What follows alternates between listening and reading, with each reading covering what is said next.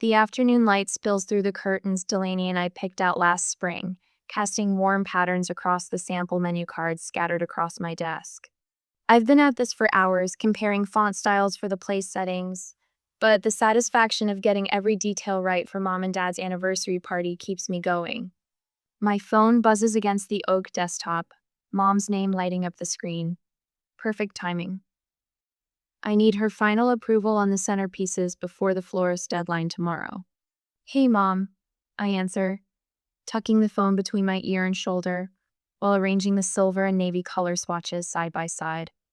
I was just about to call you about the flowers. Mara, darling. Her voice rings through with that particular pitch she uses when she's excited about something. I was thinking about the guest list again. I laugh softly. Mom, we finalized that 2 weeks ago. The invitations go to the printer tomorrow. I know. She pauses, that brief silence sending an unexpected chill down my spine. I just wanted to make sure we're on the same page about everything. Something in her tone shifts my focus entirely away from the color samples. I set down my pen. What do you mean? Well, about who's coming. Another pause, longer this time. Oh, and Delaney doesn't need to come, it's just a family thing. The words hit me like a physical blow. For a moment I can't speak, can't even form thoughts beyond the roaring in my ears. The light that seemed so warm moments ago turns harsh and glaring. Delaney is my wife, I finally manage, my voice barely above a whisper. She is family. Dad's voice rumbles in the background, and then he's on the line. Mara, listen. We just don't want to make anyone uncomfortable. My fingers tighten around the phone. 3 years of marriage, and they still act like Delaney is some phase I'm going through. Someone temporary they can simply wait out. If my wife isn't welcome, I say, each word measured and clear, then I won't be there either. Mom's laugh crackles through the phone, tight and dismissive. Don't be dramatic, sweetheart. It's our anniversary. Yes, I say. The anniversary I've spent 3 months planning. The anniversary party I've put $8,000 into. The anniversary celebration you asked me to handle because I have, what did you call it, better taste than you do. Mara. No, the word comes out sharper than I intended. You don't get to do this. The line goes silent for so long, I check to see if the call dropped. Then Mom sighs. We'll talk about this later when you're not so emotional. The call ends, and I stand frozen, phone still clutched in my hand. 3 months ago, Mom sat across from me at the corner cafe downtown, her eyes bright with something close to pride, as she asked me to plan their 35th anniversary celebration. You've always had better taste than me, she'd said, reaching across the table to squeeze my hand. The gesture had felt like a bridge being built after years of tension, after their empty seats at my wedding, after holiday dinners where Delaney's name was carefully avoided. I'd believed her. I'd wanted so badly to believe this meant something was shifting, that they were finally ready to accept my life, all of it. Last night, I showed Delaney the growing stack of vendor contracts on my desk. She stood behind me, hands resting lightly on my shoulders, scanning the catering invoice. $8,200, she whispered, the concern in her voice carefully masked. That's most of our vacation fund. I know. I covered her hand with mine, but it's worth it. You'll finally get to be part of a real family event with them. No more separate holiday visits or awkward phone calls. Delaney had smiled, but I'd caught that flicker of doubt in her eyes. She'd seen this pattern before, but hadn't wanted to dampen my hope. I sink into my office chair and open my email, needing to check something with the venue. That's when I see AITA new message confirming a change request. As requested by the primary contact, Teresa Lawson. My mother has changed the contact email. I click through to another notification, this one accidentally forwarded to me an email thread between Mom and various family members. Mara's a bit emotional about her relationship stuff, but don't worry, the party's still on. The words blur as tears fill my eyes. $8,000. Countless hours. All to plan a celebration for someone who's been planning behind my back, to erase the most important person in my life. I don't hear Delaney come in until her soft Mara pulls me back to the present. She takes in the scene at the desk, tears streaming down my face. Invitation samples spread across the surface like evidence at a crime scene. What happened? She asks, kneeling beside my chair. I try to speak, but all that comes out is a sob. My hands shake as I punch in Mom's number. The phone rings 3 times before she answers, her voice bright and casual as if nothing happened. Mara, honey, I was just about to call you about the centerpieces. I'm thinking we should. Why did you change the contact email with the venue? The words come out sharper than I intended, my voice cracking slightly. A pause. Oh, that.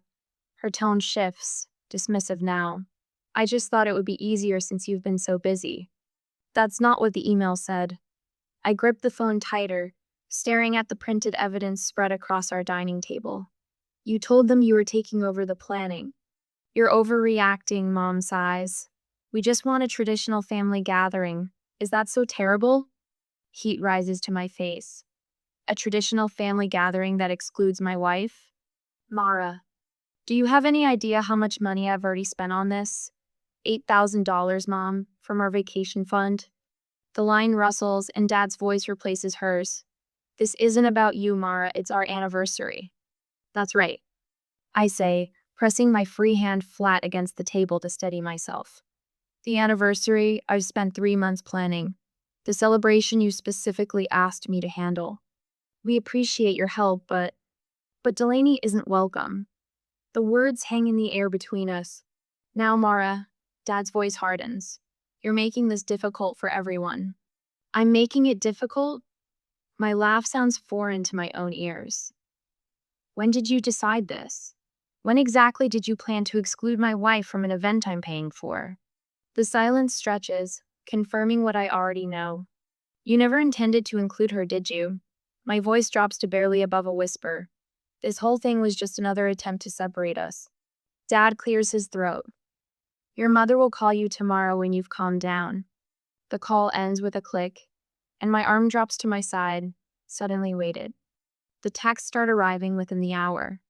My cousin Rachel just saw Aunt Teresa's email. WTF? Attached is a screenshot of a message Mom sent to the family group chat, the one I was never added to after introducing Delaney to everyone 3 years ago. Mara's a bit emotional about her relationship situation, but don't worry, the celebration is still happening as planned. Gordon and I are looking forward to seeing everyone for our special day. P.S. Please don't mention this to Mara, as she's sensitive right now. My stomach clenches. I scroll down to another message Rachel sent. Check your email. I'm forwarding something you need to see. The forwarded email loads, and my breath catches. It's a thread between Mom and my Aunt Susan from 2 weeks ago.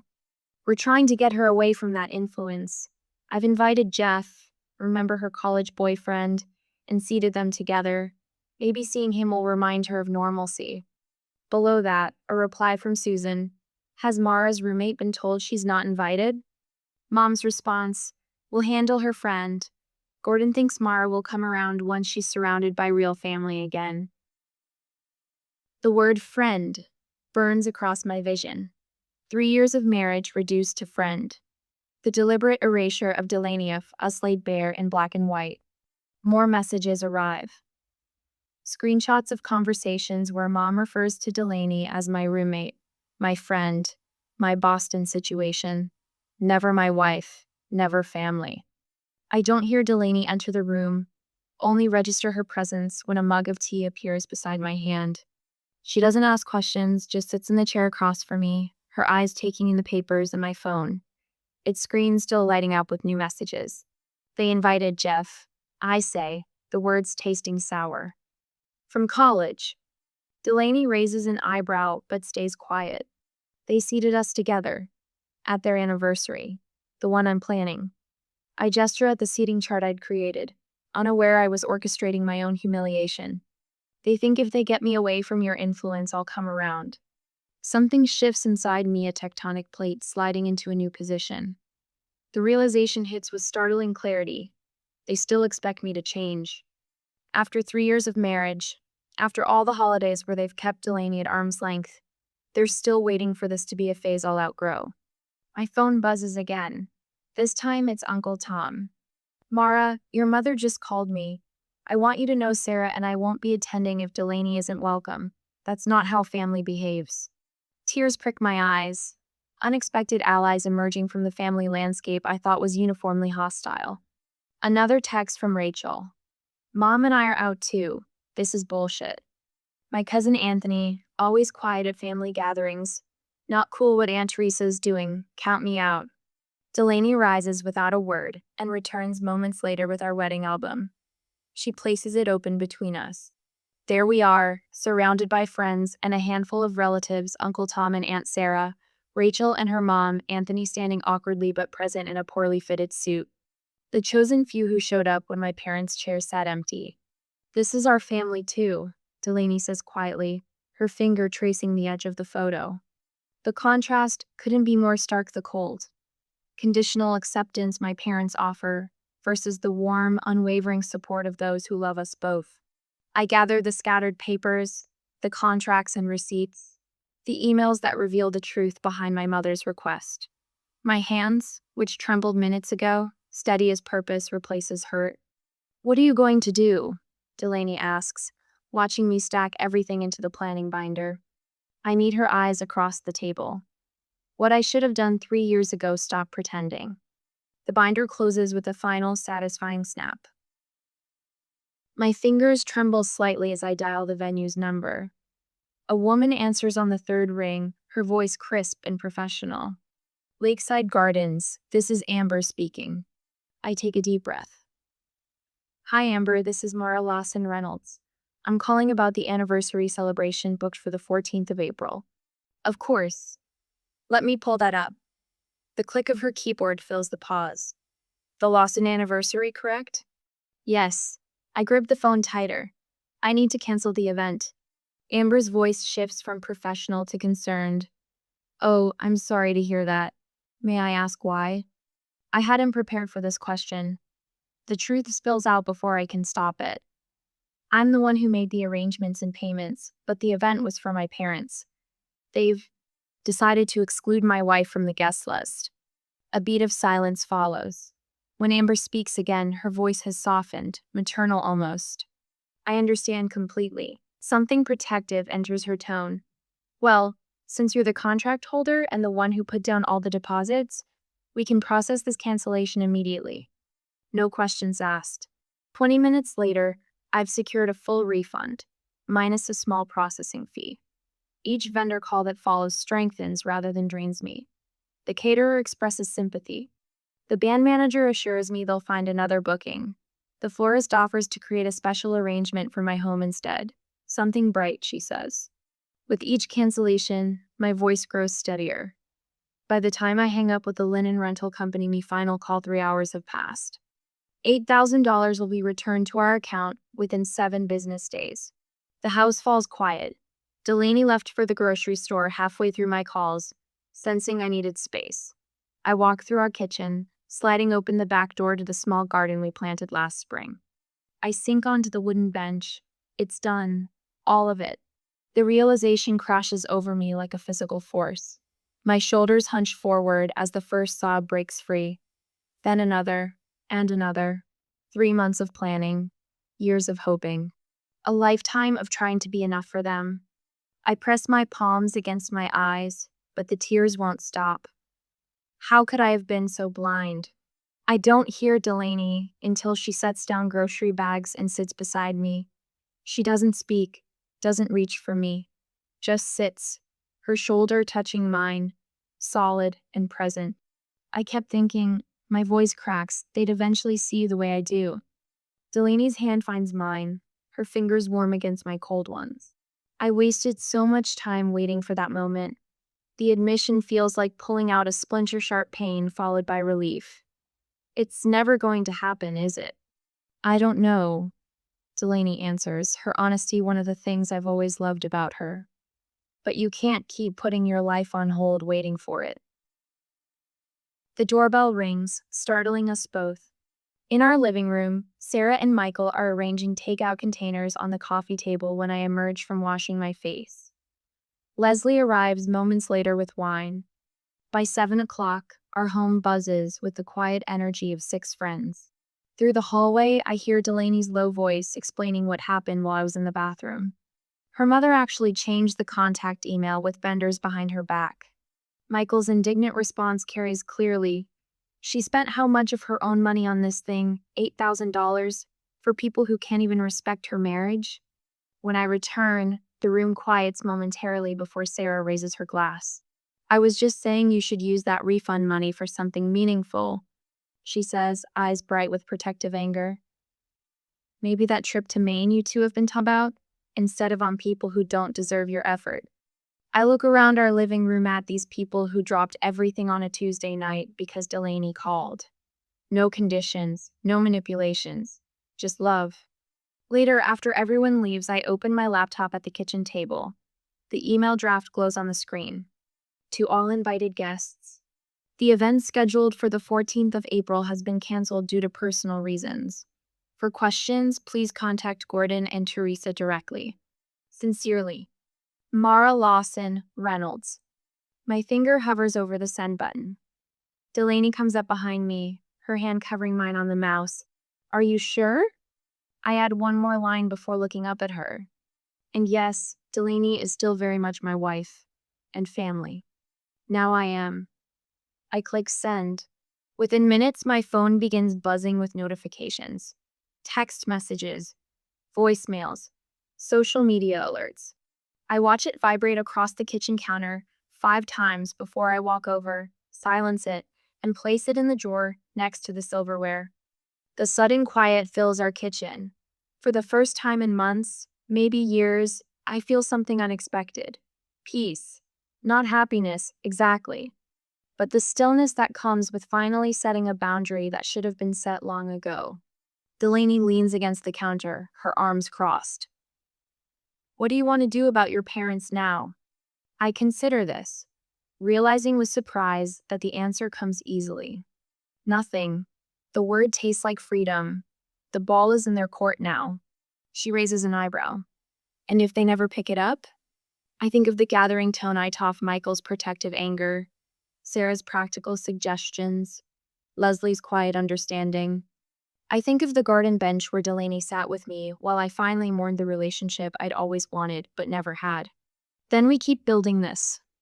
I gesture around us to our home, to the empty wine glasses on the coffee table, to the 2 of us standing in our kitchen. This is real. This is family. Delaney crosses to me, taking both my hands in hers. Are you okay? For the first time in weeks, my answer isn't automatic. I actually consider the question. Not yet, I tell her, but I will be. My phone vibrates for the 9th time today. Mom again. I let it buzz against the kitchen counter while I chop vegetables for dinner, the steady rhythm of the knife providing a counterpoint to her increasingly frantic attempts to reach me. When it finally stops, I check the screen. 4 missed calls from Mom, 3 from Dad's cell, 2 from their landline. The voicemail icon displays a little red 8. You going to listen to those? Delaney asks, sliding the cutting board with sliced bell peppers to me. Eventually. I scrape them into the sizzling pan, when I have the emotional bandwidth. Later, curled on the couch with a glass of wine, I press play on the first message. Mara, sweetie, call me back.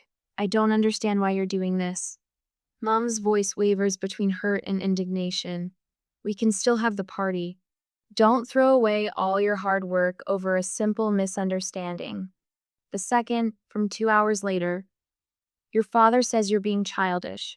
People are asking questions. What am I supposed to tell them? By the 6th message, her tone has shifted to tears. Please, Mara, you're embarrassing us. 35 years of marriage, and this is how you help us celebrate? Dad's contribution is a single terse voicemail. You've embarrassed us. Fix this. The line goes dead without even a goodbye. My phone pings with a text from cousin Rachel. Aunt Teresa called Mom crying for an hour, said you're having some kind of breakdown. What's really happening? I delete all the messages without responding. 3 days ago, they would have filled me with guilt. Now they just confirm I made the right decision. The next morning, Rachel sends screenshots of Mom's hastily created Facebook event. Intimate anniversary gathering, family only. She's telling everyone they always wanted something small at home anyway, Rachel writes. Says the other venue was too impersonal for a family celebration. I zoom in on the attendee list. Only 14 people have accepted less than a quarter of the original guest list. They're scrambling. I tell Delaney over breakfast, trying to save face. Is it working? Not really. I scroll through more messages. Uncle Tom asked Mom point blank why I wasn't handling things anymore. Aunt Susan wants to know why the venue changed. Delaney refills my coffee cup. And what did your mother say? That I got overwhelmed with the planning. I make air quotes with my fingers, and they graciously took over to reduce my stress, while making sure I'm not there. Exactly. I reach across the table for her hand, but people are starting to question their story. On what would have been the day of the original celebration, my phone lights up with texts from family who attended their hastily arranged home gathering.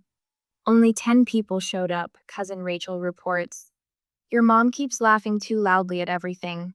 Your dad hasn't smiled once and keeps looking at his watch. They have grocery store cake and boxed wine, Aunt Susan adds. Your dad told Mrs. Edwards you ruined their special day with your dramatic tantrum. I picture it Mom's forced cheerfulness failing to mask her embarrassment. Dad brooding in the corner, blaming me for their social humiliation. They're getting exactly what they wanted, I tell Delaney. A family-only event. Just not the impressive one they could brag about. Exactly. I set down my phone. Funny how actions have consequences.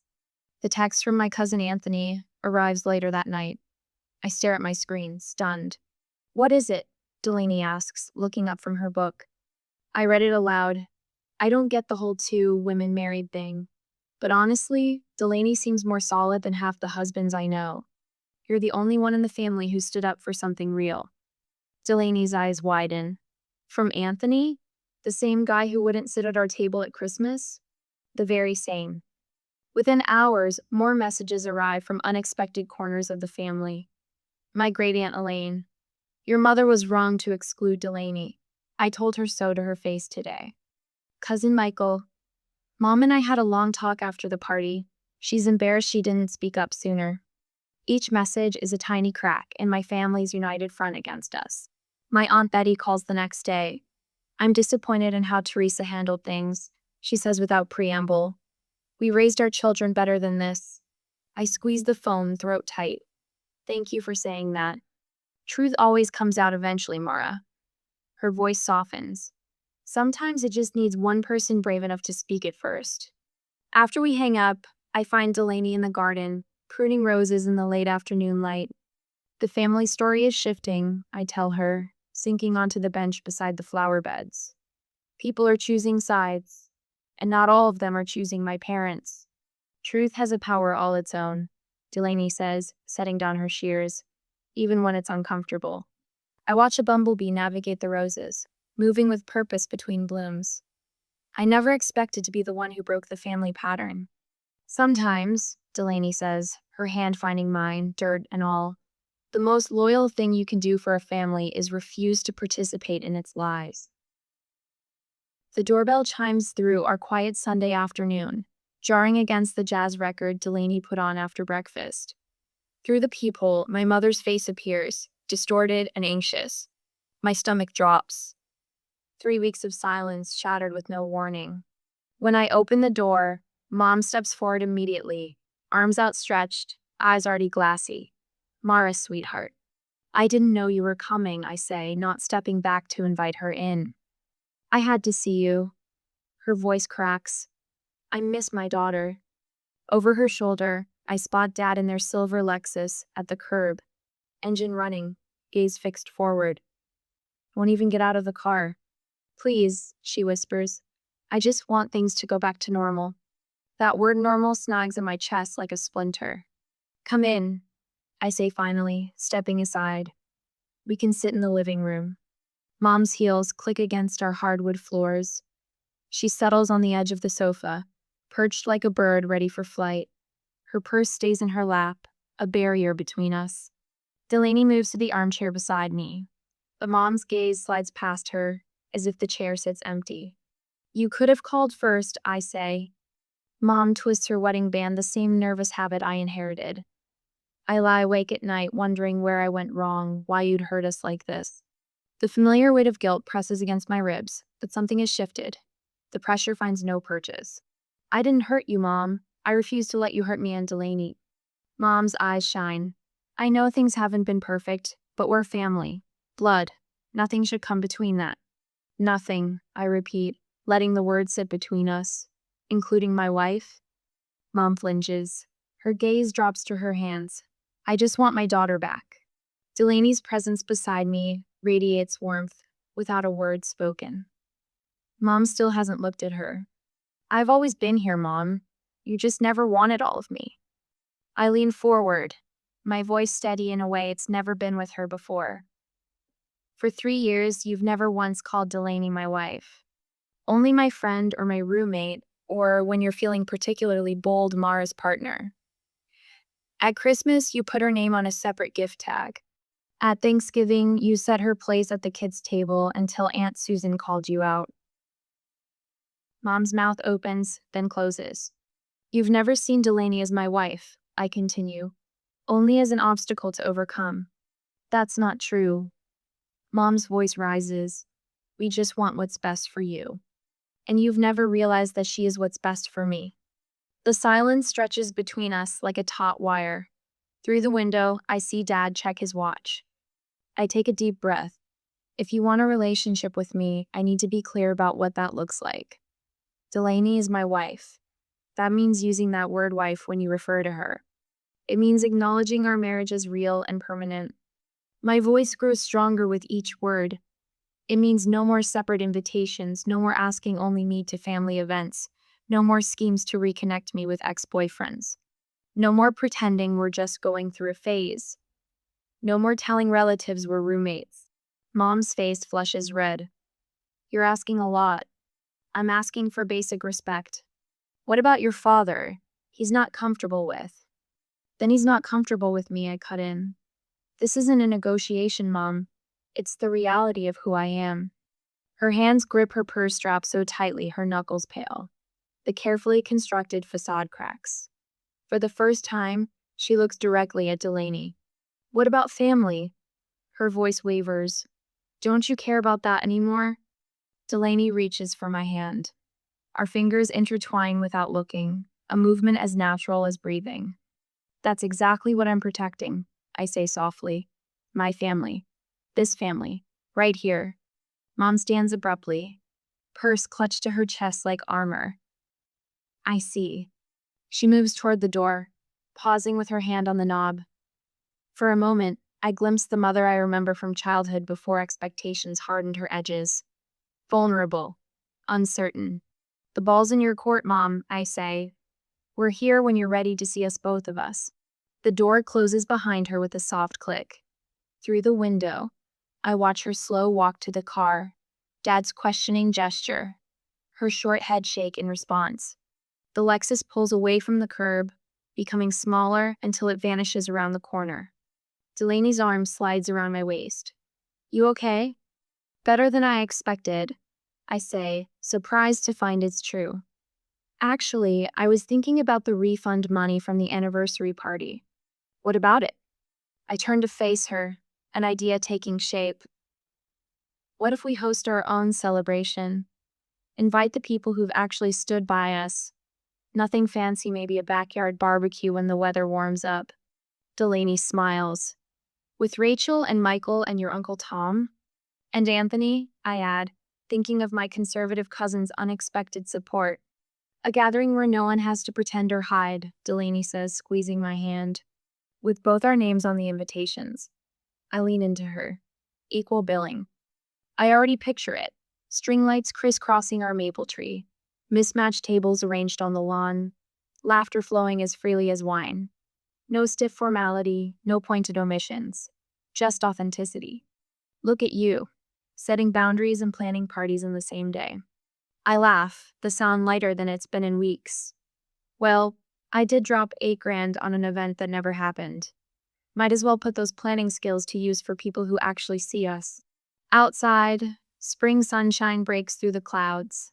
casting warm patterns across our living room floor, not unlike the light that spilled through the curtains Delaney and I chose together, back when I was planning a different celebration. But this light feels cleaner somehow, unobstructed. String lights crisscross our backyard like constellations, reflecting off the rims of wine glasses and the silver serving platters we borrowed from Sarah. The air smells of charcoal and Sarah's famous rosemary bread. Laughter ripples across our lawn, rising and falling in a rhythm that feels nothing like the strained politeness of my parents' gatherings. Delaney stands by the makeshift bar, pouring wine for my cousin Anthony, who's leaning forward with surprising interest. I strain to hear their conversation over the music. "So you restore old buildings?" Anthony asks, taking the glass she offers. "That's some hard work." "Mostly on paper," Delaney says. "I analyze structural integrity, figure out what can stay and what needs replacing." "Huh." He nods, looking genuinely impressed. "Like surgery for buildings." I watch as Delaney laughs, her hand touching his arm briefly the way she does when she's making a real connection. 3 years of family gatherings where she sat silently, barely acknowledged. And now here she is, teaching my conservative cousin about historical architecture preservation. The tightness that's lived between my shoulder blades for years loosens a notch. Uncle Tom raises his glass, catching everyone's attention. "If I could say something." His voice, gravelly from decades of smoking, silences the chatter. "To Mara and Delaney, the couple who brought us all together today. Some people," he pauses, and I know he's thinking of my parents, "mistake tradition for love. But looking around, I'd say this right here is what family's supposed to be." My eyes burn as glasses rise in a wave around our yard. I'm not the only one wiping away tears. My phone buzzes in my pocket. I shouldn't check it, not now, but some habits die hard. It's Mom. The house feels empty without all the family. No mention of Dad, no apology. Just the beginning of awareness that actions have consequences. Delaney finds me by the hydrangeas we planted last spring. "You okay?" She hands me a fresh glass of wine. "Better than okay." I take her hand, feeling the calluses from her weekend woodworking projects. "Just thinking about paths. Mom's reaching out, sort of. Dad isn't. Some people need more time," she says, her thumb tracing circles on my palm. "And some people never get there." I finish. The realization doesn't sting like it used to.